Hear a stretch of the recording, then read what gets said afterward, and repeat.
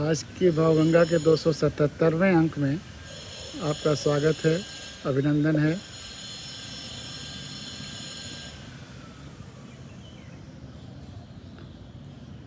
आज हम लोग नस्लवाद पर के विक्रम राव साहब की 2 आर्टिकल्स हैं, उस पर चर्चा करेंगे। वो बहुत महत्वपूर्ण हैं। लेकिन पहले जो प्रतिक्रियाएं या अन्य बातें वो आपके सामने रखता हूं। रांची से सत्येंद्र नाथ त्रिवेदी जी, जो इंडियन फॉरेस्ट सर्विस में रहे हैं, उनकी प्रतिक्रिया है। हमारे बैचमेट भी रहे हैं। उन्होंने लिखा है, पहली बार भावगंगा को शुरू से अंत तक सुना।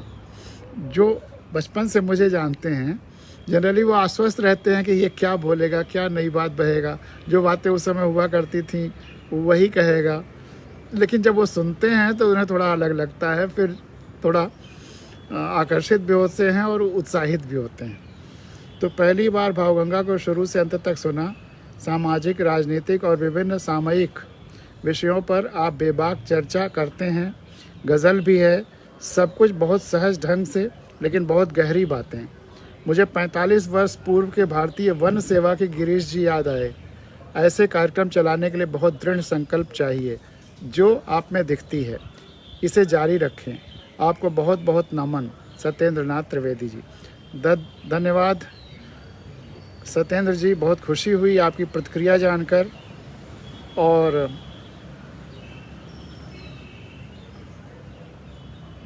बहुत दिनों बाद संपर्क सूत्र और स्थापित हुआ, इससे और खुशी हुई। रजनीश जोशी जी ने लिखा है, तुलसी पूजन, क्रिसमस और भारत रत्न स्वर्गीय अटल बिहारी वाजपेयी जी के जन्मदिवस की हार्दिक बधाई और शुभकामनाएं। अनुशासित इनकलाब गज़ल हमेशा ही ताज़ा तरीन लगती है। यादों के प्रतिमान व्यंग्य रचना स्वार्थी मानसिकता पर सीधी चोट है। मेरा भी मानना है कि कोरोना से अति प्रभावित देशों से आवागमन उचित आपात व्यवस्थापन करके तुरंत बंद होना चाहिए। लघु किंतु उल्लेखनीय अंक। सादर प्रणाम सर। धन्यवाद रजनीश जी, आप लोगों की शुभकामनाएं ताकत देती हैं। और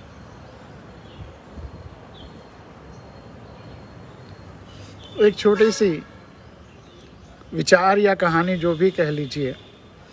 एक महिला ने एक अंडे बेचने वाले बूढ़े व्यक्ति से पूछा, आप अंडे क्या भाव बेच रहे हैं? बेचने वाले, और ऐसी घटनाएं हम लोगों के साथ अक्सर होती हैं, तो इसमें ये संवेदना इस पर मतलब बहनी चाहिए हम लोगों की तरफ से। बेचने वाले बूढ़े व्यक्ति ने उत्तर दिया, मैडम 5 रुपए का एक। महिला ने विक्रेता से कहा, मैं 25 में 6 लूँगी, वरना मैं जाती हूँ। बूढ़े विक्रेता ने उत्तर दिया, आइए और जो कीमत आप बता रही हैं उसी भाव में ले जाइए। अंडा बेचने वाला हो, सब्जी बेचने वाले हों, ठेले पर तमाम सारे सामान बेचने जो आते रहते हैं, फल बेचने वाले हों, अच्छा आइए जो कीमत आप बता रही हैं उसी भाव में ले जाइए। शायद ये मेरी अच्छी बोहनी हो जाए। बोहनी बहुत सारे शब्द लोग नहीं जानते होंगे, जो शहरों में शुरू से जो पहला खरीद या पहला आइटम सेल का होता है वो बोहनी कहलाता है, फर्स्ट आइटम ऑफ सेल। शायद ये मेरी अच्छी बोहनी हो जाए, क्योंकि आज अभी तक मैंने एक भी अंडा नहीं बेच पाया हूँ। उस महिला ने अंडे खरीदे और इस तरह चली गई, जैसे उसे बहुत बड़ी लड़ाई जीत ली हो, बहुत बड़ी बार्गेनिंग कर ली हो। वह अपनी कीमती साड़ी में बैठी और अपने प्रिय मित्र के साथ एक महंगे रेस्टोरेंट में पहुंच गई। वहां पर उसके मित्र ने अपनी पसंदीदा चीज़ें मंगवाईं। उन्होंने अपने द्वारा ऑर्डर किए गए सामान में कुछ खाया और बहुत सारा सामान छोड़ भी दिया। तब वह महिला बिल का भुगतान करने के लिए गई। कुल रुपये 1400 का बिल बना। उसने रेस्टोरेंट के मालिक को 1500 रुपये दिए तथा उससे कहा कि बाकी के पैसे रख लो। उस बूढ़े अंडे विक्रेता से थोड़े रुपए, 2-4 रुपए बचाए, उससे कम कराए, और यहाँ पर 100 रुपये ऐसे ही दे रही हैं। और महंगे रेस्टोरेंट में वैसे ही प्रॉफिट मार्जिन उसका बहुत ज़्यादा होगा। वो बेचारा अंडा जो बेच रहा है या सब्जी बेच रहा है, कितना प्रॉफिट मार्जिन हो उसका, दिन भर में कितना बचता होगा। ये घटना रेस्टोरेंट के मालिक के लिए बेशक एक साधारण सी घटना रही होगी, लेकिन उस बेचारे गरीब अंडे वाले बूढ़े व्यक्ति के लिए बहुत ही महत्वपूर्ण थी और पीड़ादायक भी। प्रश्न ये उठता है कि जब हम अभावग्रस्त व्यक्ति से कुछ खरीदारी करते हैं तो हम ये दिखावा क्यों करते हैं कि हम शक्तिशाली हैं, हम तुमसे कम करा लेंगे या हमें तुमसे नहीं खरीदेंगे। लेकिन हम जब किसी व्यक्ति से खरीदारी करते हैं, लेकिन जब हम किसी अमीर व्यक्ति से खरीदारी करते हैं तो हम खुद को उदारवादी दिखाना चाहते हैं, होटल में उदारवादी बनना चाहते हैं, और उस बेचारे गरीब से, अंडे वाले से वहाँ अपने को शक्तिशाली दिखा रहे हैं कि हमें ताकत है कि हम तुमसे बार्गेन कर सकते हैं। भले ही उस व्यक्ति को हमारी उदारता की आवश्यकता ना हो, यहाँ उदारता की आवश्यकता नहीं थी होटल में, लेकिन उस ठेले वाले से जिससे भी हम सामान खरीद रहे हैं हमारी उदारता की आवश्यकता है, चाहे दिवाली के दिए की हो या अलग अलग समय में, त्योहारों में या रोज़मर्रा में, वहाँ यह हमारी उदारता की आवश्यकता है। तो इसलिए आग्रह है कि कोई भी खरीदारी गरीब से करें और मोल भाव ना करें तो बेहतर है, क्योंकि वर्तमान में जो लुटेरे हैं वो गरीब नहीं, वो धनवान लोग हैं। तो इसलिए हमारी संवेदना गरीबों के प्रति होनी चाहिए, उनके भी बाल बच्चे हैं। और अब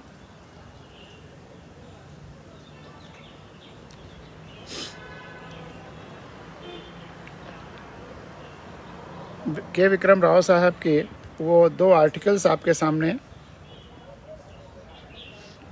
रखेंगे, लेकिन उसके पहले एक और छोटी सी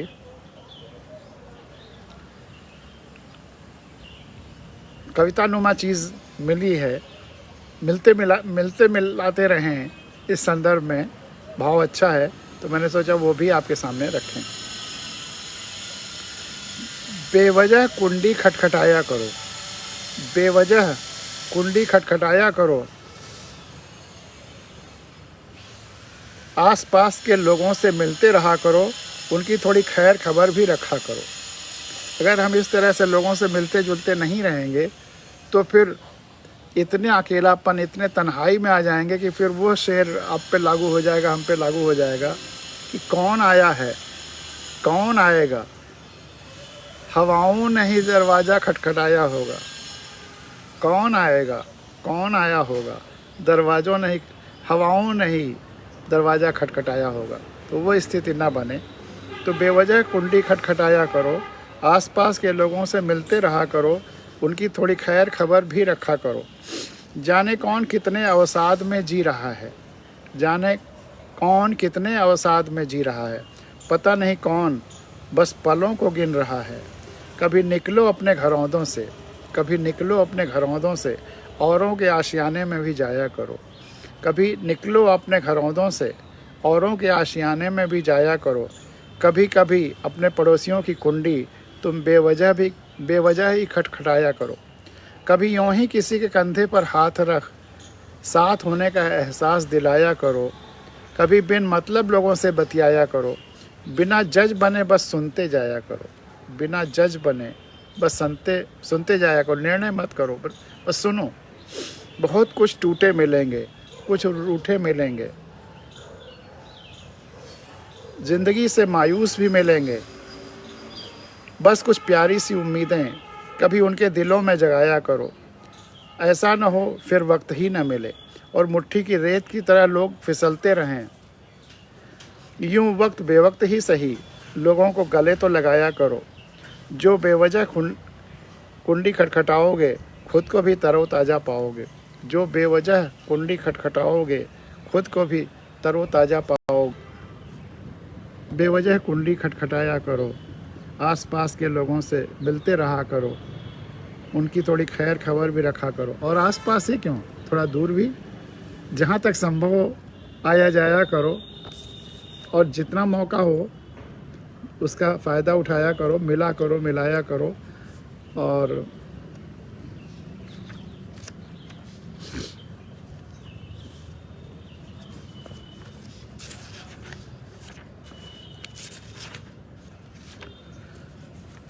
एक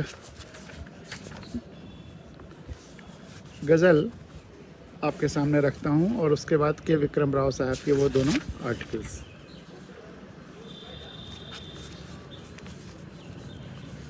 किसी को सुलाता हूँ तो किसी को जगाता हूँ, किसी को सुलाता हूँ तो किसी को जगाता हूँ, ज़िंदगी में हर फ़र्ज कैसे कैसे निभाता हूँ।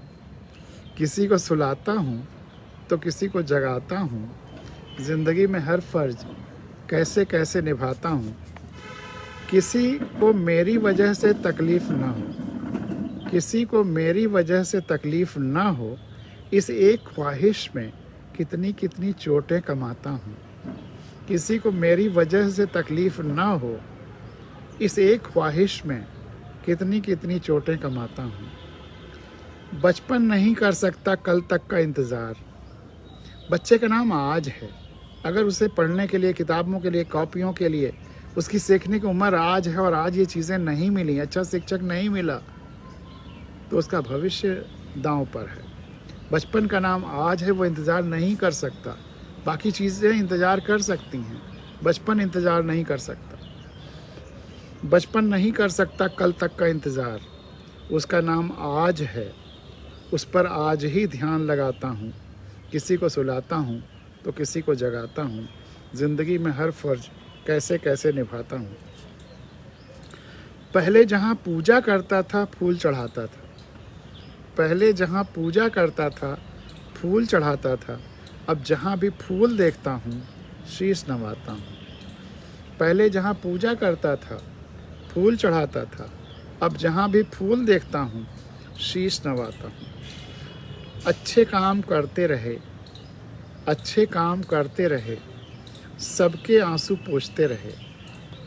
अच्छे काम करते रहे, यथासंभव सबके आंसू पोंछते रहे।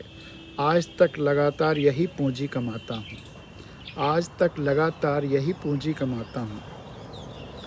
हर जगह जाना तो संभव नहीं हो पाया फिर भी, हर जगह जाना तो संभव नहीं हो पाया फिर भी, जाने क्यों लोगों को लगता है हर जगह ही आता जाता हूँ। हर जगह जाना तो संभव नहीं हो पाया फिर भी, जाने क्यों लोगों को लगता है हर जगह ही आता जाता हूँ। क्यों रिश्ते अजीब हो उठते हैं, क्यों रिश्ते अजीब हो उठते हैं हर बार अलग अलग। क्यों रिश्ते अजीब हो उठते हैं हर बार अलग अलग, जब लोगों के सामने अपने घावों को दिखाता हूँ। क्यों रिश्ते अजीब हो उठते हैं हर बार अलग अलग, जब लोगों के सामने अपने घावों को दिखाता हूँ। जो जुर्म करते हैं और फिर कबूल, वही खबर में वही महान। जो जुर्म करते हैं और फिर कबूल, वही खबर में वही महान। और मैं इन दायरों के और हम इन दायरों के और मैं इन दायरों के बाहर न जुर्म किया, इसलिए न ज़रूरत पड़ी उसको स्वीकार करने की, और मैं इन दायरों के बाहर जबकि गलतियों से कतराता हूँ। तो मैं इन खबरों के दायरों से बाहर जबकि गलतियाँ करने से कतराता हूँ। बंद आँखों से ध्यान में हुए हैं बहुत से छलावे अब तक, बंद आँखों से ध्यान में हुए हैं छलावे अब तक। मैं तो हमेशा खुली आँखों से ध्यान करता कराता हूँ, मैं तो हमेशा खुली आँखों से ध्यान करता कराता हूँ। और मैं हमेशा कहता हूँ कि किसी गुरु के पास आप जाइए, ज़रूर सीखिए, श्रद्धा भी रखिए, लेकिन अगर वो आँख बंद करके ध्यान कराने को कहते हैं तो उनके सामने आँख खुला रख करके ध्यान करिए। वो चीज़ें जो बताते हैं बंद आँख से ध्यान करके, वो अपने घर आइए, एकांत में बैठ करके बंद आँख करके ध्यान करिए। लेकिन किसी भी गुरु के पास कहीं भी कोई भी ध्यान करिए तो खुली आँखों से ध्यान करिए। जो बंद आँखों से ध्यान में हुए हैं बहुत से छलावे अब तक, मैं तो हमेशा खुली आँखों से ध्यान करता कराता हूँ। हमेशा ही ऊपर जाने के लिए ही नहीं, हमेशा ऊपर ही ऊपर उठने के लिए ही नहीं, हमेशा ऊपर ही ऊपर जाने के लिए ही नहीं, अक्सर नीचे उतरने के लिए भी पंखों को फैलाता हूँ, संतुलन करता हूँ। अक्सर नीचे उतरने के लिए भी पंखों को फैलाता हूँ। बाहर में, इस धरती के बाहर में स्वर्ग नर्क की कल्पनाएं खत्म होनी चाहिए। बाहर में स्वर्ग नर्क की कल्पनाएं खत्म होनी चाहिए। धरती को अपना पूरी धरती को अपनी कोशिशों से स्वर्ग बनाता हूँ। पूरी धरती को अपनी कोशिशों से स्वर्ग बनाता हूँ। यही भावगंगा का उद्देश्य है।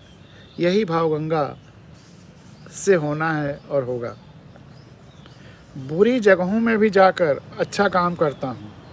बुरी जगहों में भी जाकर अच्छा काम करता हूँ, लेकिन अच्छी जगहों को बुरे कामों से बचाता हूँ। लेकिन अच्छी जगहों को बुरे कामों से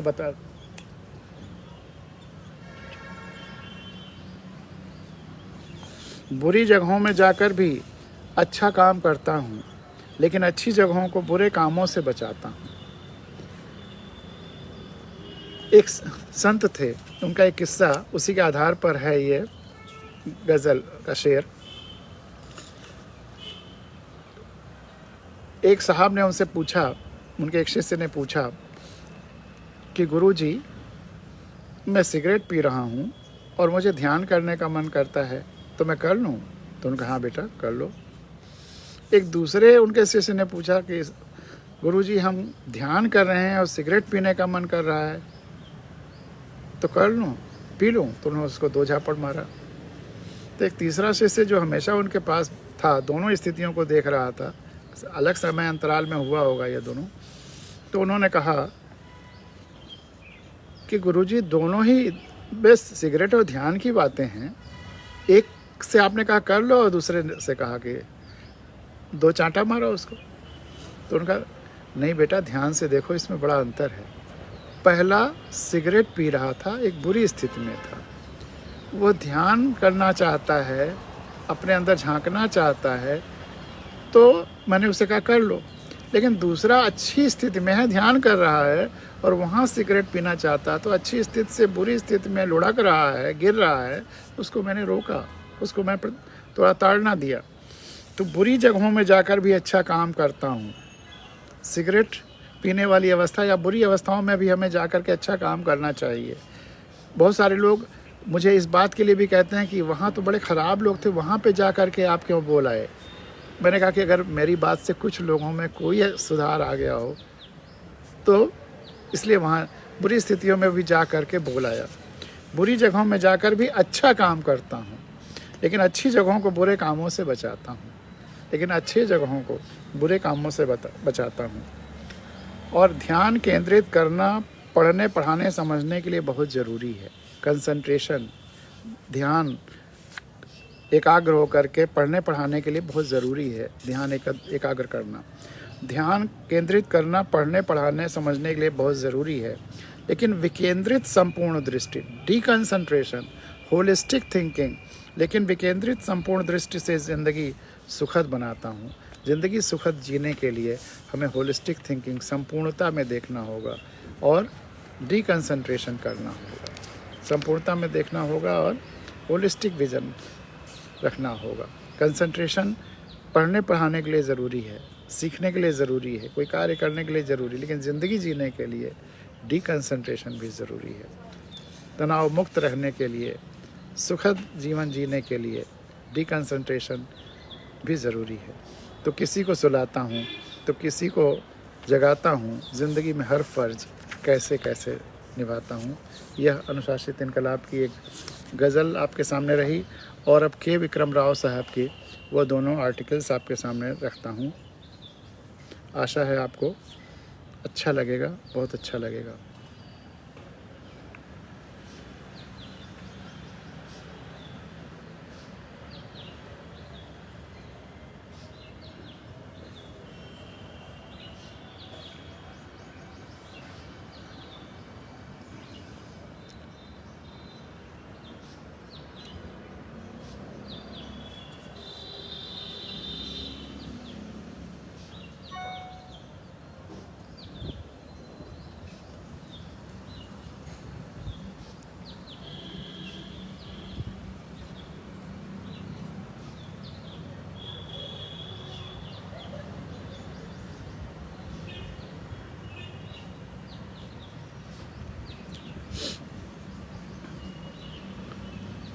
चूँकि जो आर्टिकल्स और कहीं से लेनी होती हैं तो सबसे पहले उनको अपने मेल पर, आप भी अगर इस तरह करना चाहें तो आपके लिए भी है कि मेल पर लेता हूँ, उसको स्टार लगाता हूँ और फिर स्टार्ड आइटम्स को अपने सामने रखता हूँ, तो आसानी से पढ़ते समय वो निकल आती हैं और यहाँ फिर यहीं से पढ़ता हूँ।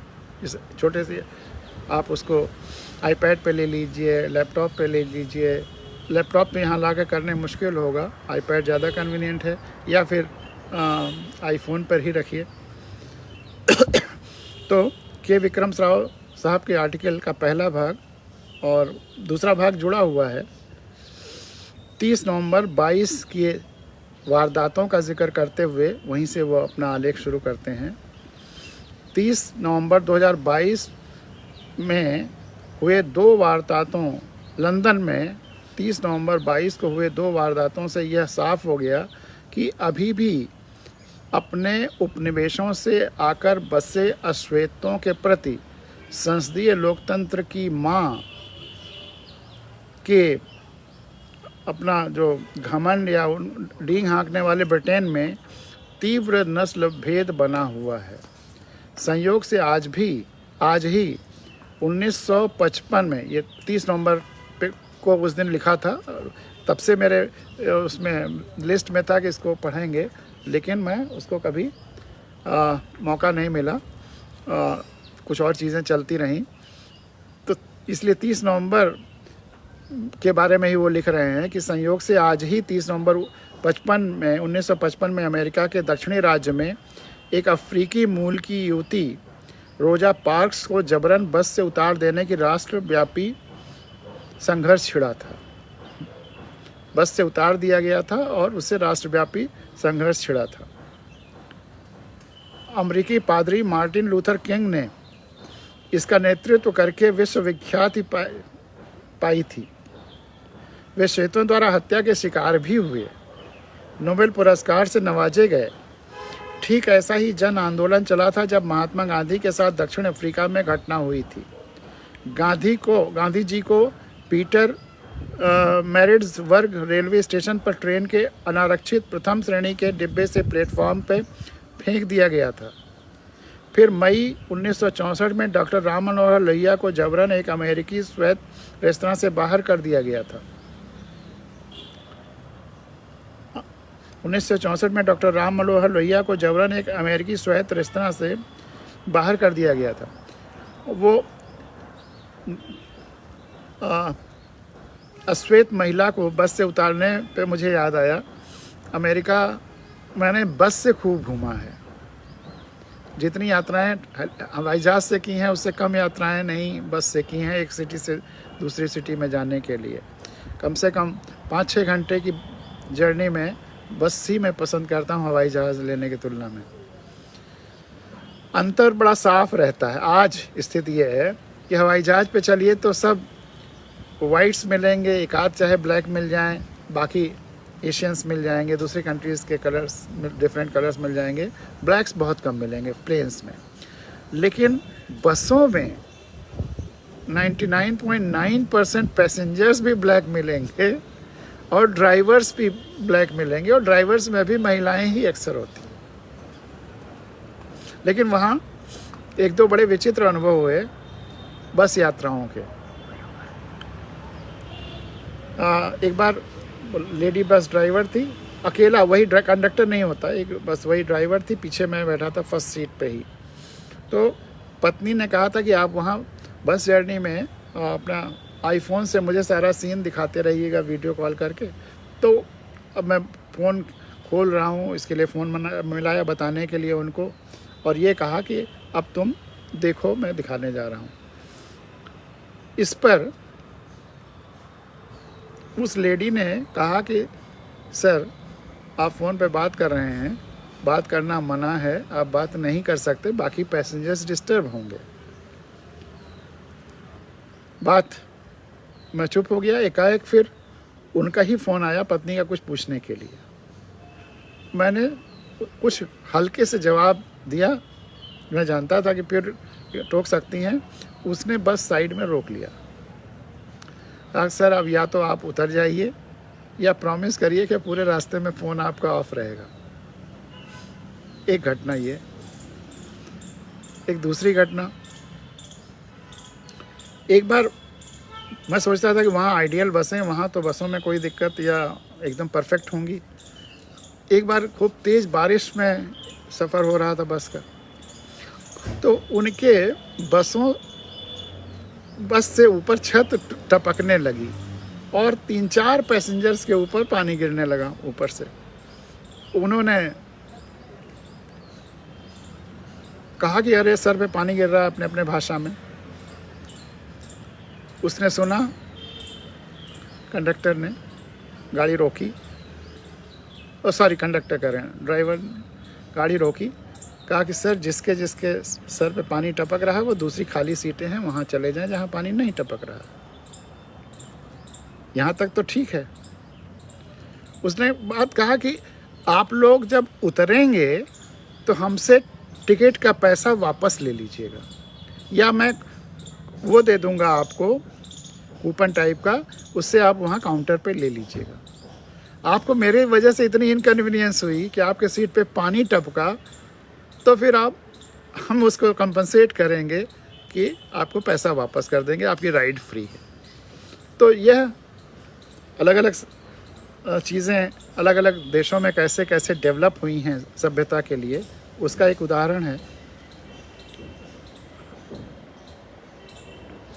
तो फिर मई 1964 में डॉक्टर राम मनोहर लोहिया को जबरन एक अमेरिकी स्वायत्त रेस्तरां से बाहर कर दिया गया था। अचरज इसलिए हो रहा है कि सभ्यता अब इतनी विकसित हो गई, फिर भी चर्म के रंग पर विषमता जारी है।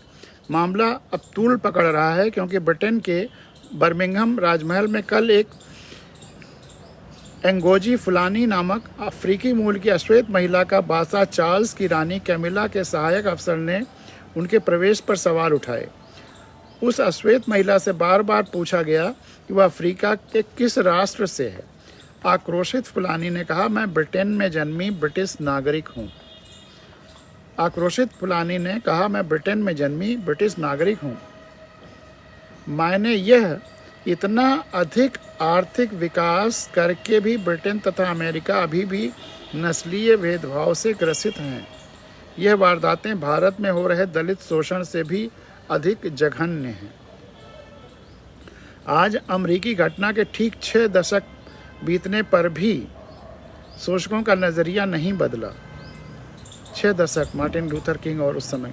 यह घटना है 1955 की, जब अश्वेत महिला रोजा पार्क्स ने अपनी बस की सीट छोड़ने से इनकार कर दिया था। बस के ड्राइवर जेम्स ने उन्हें गोरे यात्रियों के लिए सीट छोड़ने का आदेश दिया था। उस वक्त अमेरिका के दक्षिणी प्रदेश अल्बामा में नस्लभेद अपनी चरम पर था। अश्वेत महिलाओं, पुरुषों और बच्चों को बंदी बनाकर उनका लगातार शोषण किया जाता। उन्हें वोट देने का अधिकार नहीं था। गोरे जिस रास्ते पर चलते उस पर वे अपना पैर नहीं रख सकते थे। पानी के नल और बस की सीट तक मटी हुई थी। इस नस्लीय हिंसा और भेदभाव वाले समय में एक महिला ने किसी गोरे व्यक्ति के लिए बस की सीट से उठने से इनकार कर दिया था। इस पर बस के ड्राइवर ने पुलिस बुला ली और इस महिला को दोषी करार दिया गया। उस पर $10 का जुर्माना लगाया गया और अलग से $4 की कोर्ट फीस भी देनी पड़ी। लेकिन इस महिला के विरोध ने यह निश्चित कर दिया था कि अश्वेतों की स्थिति जो अमेरिका में थी उसके खिलाफ वह आवाज़ उठाएगी। यह महिला थी रोजा लुइस मक्काली पार्स। इस घटना के बाद भी रोजा ने हार नहीं मानी और अमेरिका में समानता की लड़ाई का बिगुल बजा दिया। नस्लभेद के खिलाफ कानून को चुनौती दी और जिसने दूसरे लोगों को भी अन्याय और भेदभाव का विरोध करने के लिए प्रेरित किया। रोजा का अकेले का विद्रोह अब सबका बन गया था। यह नागरिक आंदोलन लगभग 1 साल चला और अंत में अमेरिका के सुप्रीम कोर्ट को यह आदेश देना पड़ा कि अश्वेत नागरिक बस में कहीं भी बैठ सकते हैं, या अश्वेत नागरिक बस में कहीं भी बैठ सकते हैं। रोजा पार्क्स के नागरिक अधिकारों के लिए आंदोलन का कानूनी असर सिविल राइट एक्ट के रूप में सामने आया, जिसे अमेरिकी कांग्रेस ने 1964 में लागू किया था। तब 1996 में राष्ट्रपति बिल क्लिंटन थे। 1996 में राष्ट्रपति बिल क्लिंटन थे। रोजा पार्क्स को प्रेसिडेंशियल मेडल ऑफ फ्रीडम से सम्मानित किया गया था। 1996 में। कांग्रेसनल गोल्ड मेडल से भी सम्मानित किया गया, जो कि संयुक्त राज्य अमेरिका द्वारा एक नागरिक को दिया जाने वाला सर्वोच्च सम्मान है। वही व्यक्ति जिसको सज़ा दी जाती है $10 का और $4 कोर्ट फीस का कि एक गलत काम किया है, उसी को उसी चीज़ को सेट राइट करने के लिए किए गए आंदोलन से अमेरिका का सर्वश्रेष्ठ पुरस्कार मिल रहा है। समय के साथ कितनी चीज़ें इवॉल्व होती हैं, समय के प्रवाह में से कितना परिवर्तन होता है। तो संभव है हम आप जो आज भावगंगा के रूप से एक नई धारा, एक नया जुड़ाव की सर्वव्यापी संवेदना के प्रचार प्रसार के लिए काम कर रहे हैं, आज किसी को अच्छा न लग रहा हो, आज बहुतेरे लोग इसको बहुत लाइटली ले रहे हों, लेकिन कल बहुत कुछ होगा। ये सर्वव्यापी संवेदना सर्वव्यापी बनेगी, हर व्यक्ति के दिल में इसका स्थान होगा।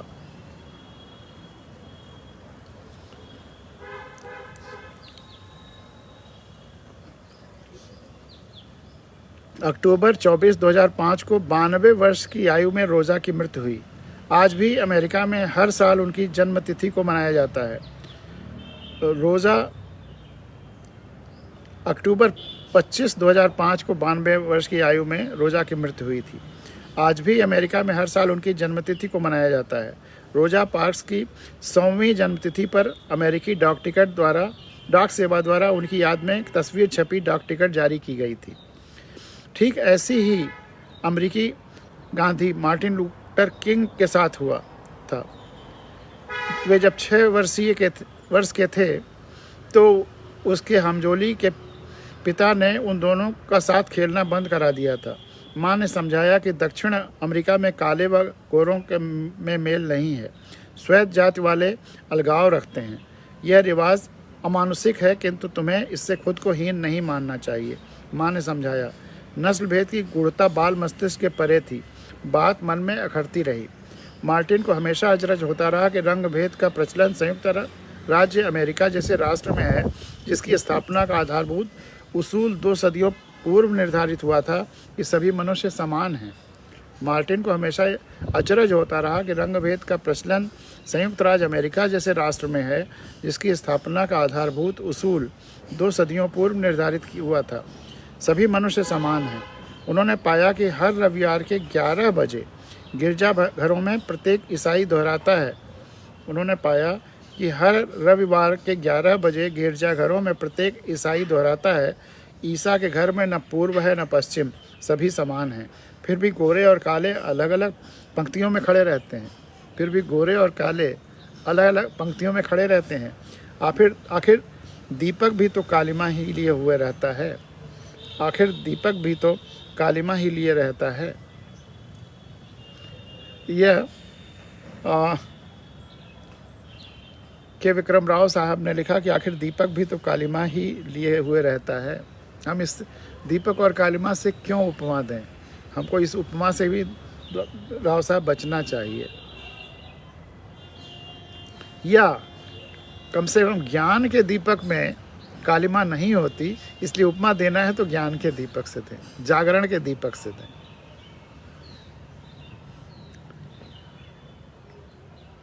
और इसका ये तो पहला भाग था।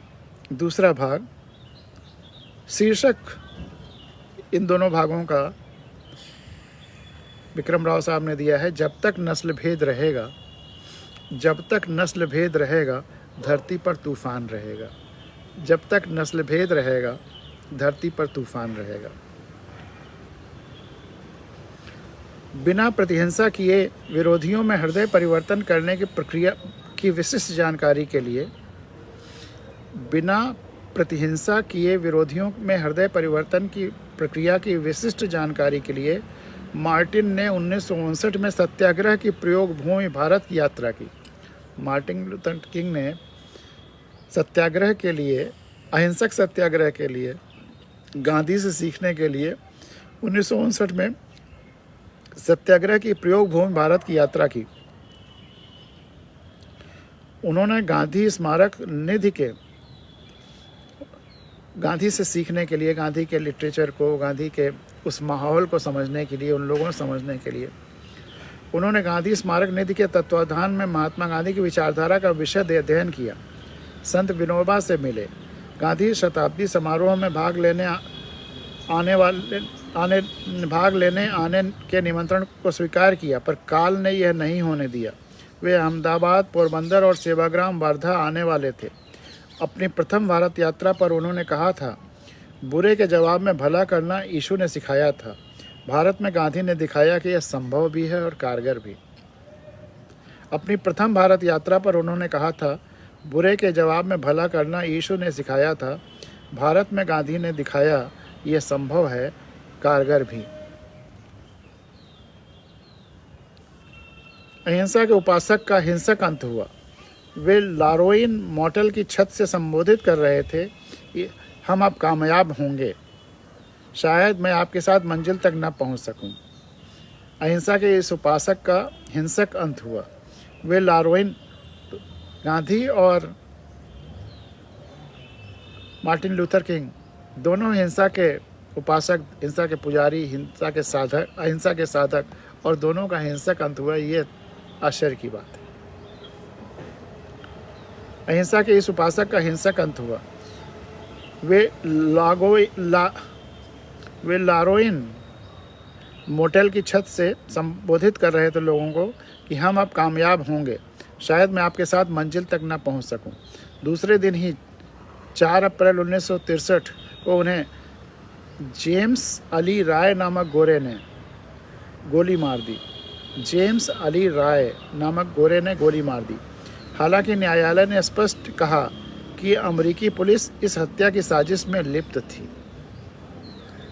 हालांकि न्यायालय ने स्पष्ट कहा कि अमेरिकी पुलिस इस हत्या की साजिश में लिप्त थी। हत्या के बाद 125 शहरों में दंगे हुए। हत्या के बाद 125 शहरों में दंगे हुए।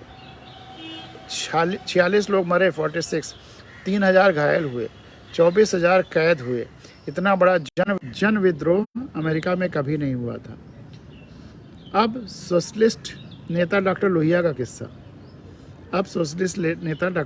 किस्सा। जिसका उन्होंने कहा कि होटल से हटा दिया गया था। रंगभेद के कारण अमेरिकी होटल में लोहिया को नहीं जाने दिया। वे दिनों अमेरिका दौरे पर थे। वहाँ कई विश्वविद्यालयों में और नागरिक अधिकार संगठनों में उनके लेक्चर हो रहे थे।